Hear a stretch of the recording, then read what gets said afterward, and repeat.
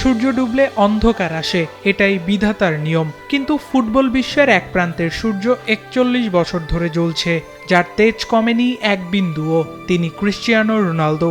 সবাই যখন তার শেষ দেখে ফেলেছেন, তখন তিনি দেখাচ্ছেন নতুন শুরুর গল্প।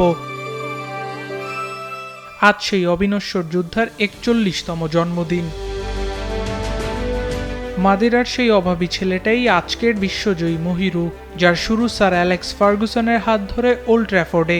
এর পরের গল্পটা সবারই জানা। রিয়াল মাদ্রিদ জার্সি গায়ে তার অবিশ্বাস্য সব কীর্তি তাকে বানিয়েছে দুনিয়ার সেরা। তাই তো বার্নাবুর ওই ঘাস আজও হয়তো ডুকরে কেঁদে ওঠে তার সেই পরিচিত সু চিৎকারের অভাবে। রোনালদোর পুরো পথটাই ছিল এক অসম্ভবের বিরুদ্ধে লড়াই।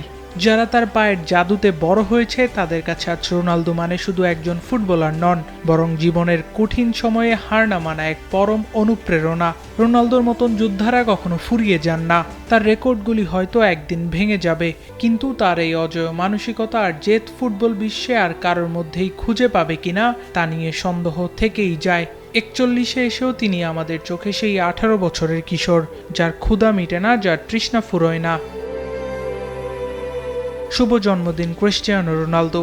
যতদিন পৃথিবীতে ফুটবল থাকবে, রোনালদো নামটা স্পন্দনের মতো মিশে থাকবে প্রতিটি গোল পোস্টে।